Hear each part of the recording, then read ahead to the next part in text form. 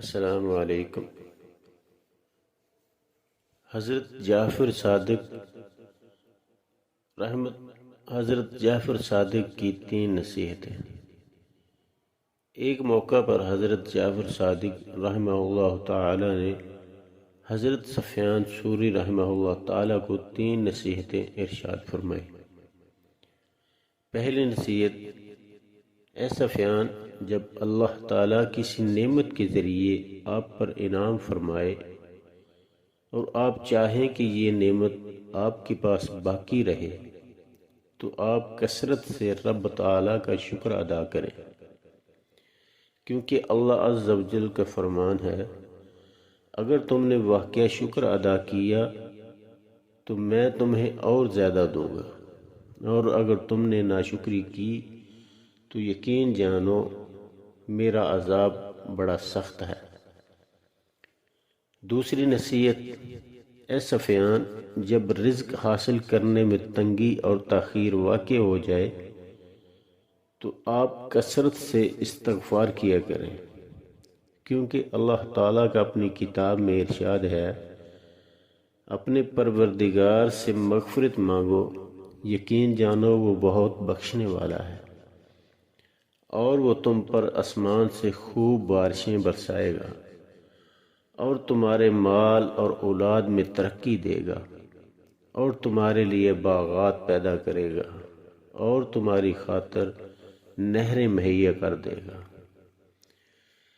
تیسری نصیحت: اے سفیان، جب آپ کسی غم اور مصیبت میں مبتلا ہو جائیں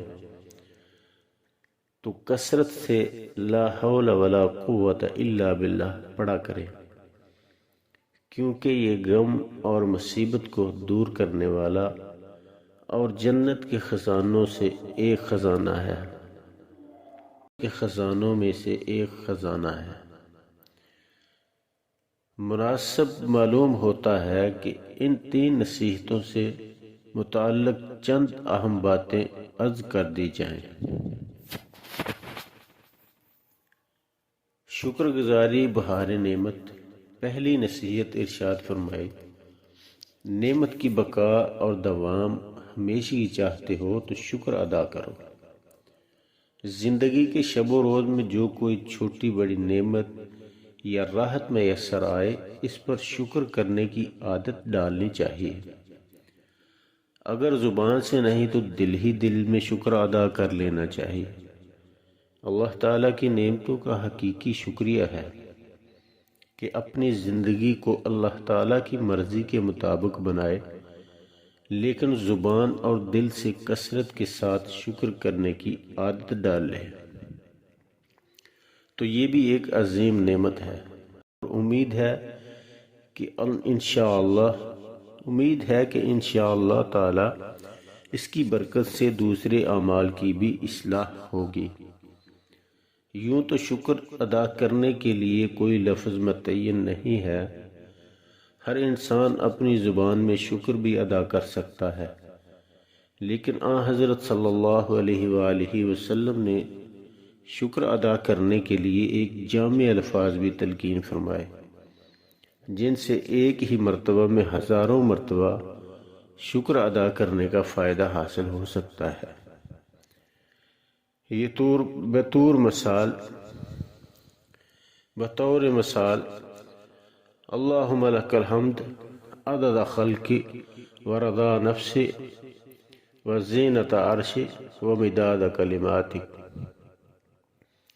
اے اللہ، میں آپ کا شکر ادا کرتا ہوں، جتنی آپ کی مخلوقات ہیں، یعنی انسان، جانور، چرند پرند، درخت، پتھر، جمادات، نباتات وغیرہ، اور میں اتنا شکر ادا کرتا ہوں کہ جس سے آپ راضی ہو جائیں، اور میں اتنا شکر ادا کرتا ہوں جتنا آپ کے عرش کا وزن ہے، اور میں اتنا شکر ادا کرتا ہوں جتنی آپ کی کلمات کی سیاہی ہے۔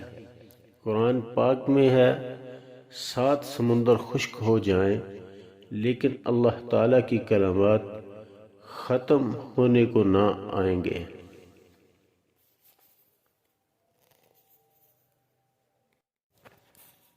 طلب مغفرت، رزق میں وسعت۔ دوسری نصیحت ارشاد فرمائی، رزق میں وسعت اور کشادگی چاہتے ہو تو مغفرت طلب کیا کرو۔ ایک حدیث میں جناب رسول اللہ صلی اللہ علیہ وآلہ وسلم نے ارشاد فرمایا، جو شخص استغفار کی پابندی کرتا ہے اللہ تعالیٰ اس کے لیے ہر تنگی میں آسانی کی راہ نکال دیتے ہیں اور ہر غم کو دور کرتے ہیں، اور اس کو ایسی جگہوں سے رزق عطا فرماتے ہیں جہاں سے اس کو گمان بھی نہیں ہوتا۔ شکر کی طرح استغفار، اللہ تعالیٰ سے مغفرت مانگنا ہر زبان میں ہو سکتا ہے۔ دل کو حاضر کر کے استغفار ہو تو بہت ہی عمدہ ہے۔ اگر دل حاضر نہ ہو تو تب بھی زبان پر استغفار کے کلمات جاری رہنے چاہیے، اس سے بھی بہت فائدہ ہوگا انشاءاللہ تعالی۔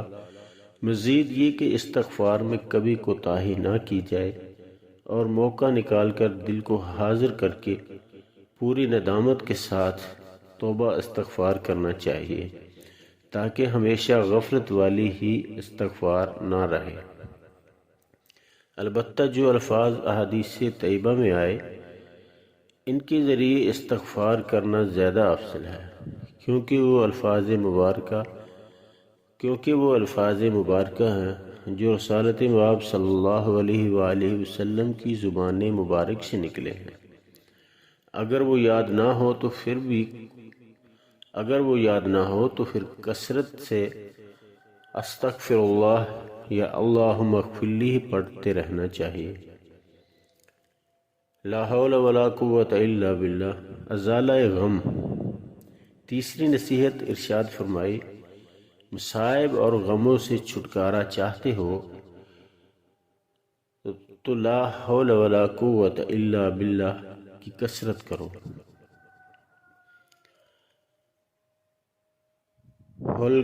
لا حول کا مطلب ہے کہ گناہوں سے بچنے کا کوئی ذریعہ نہیں سوائے اس کے کہ اللہ تعالیٰ بچا لے،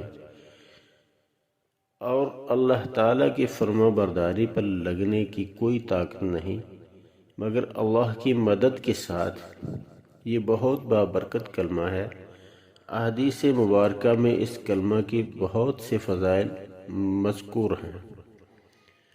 لا حول ولا قوت الا باللہ 99 بیماریوں کی دوا ہے، جن میں سب سے کم درجہ کی بیماری غم ہے۔ اللہ تعالیٰ ہم کو نیک اعمال کرنے کی توفیق عطا فرمائے۔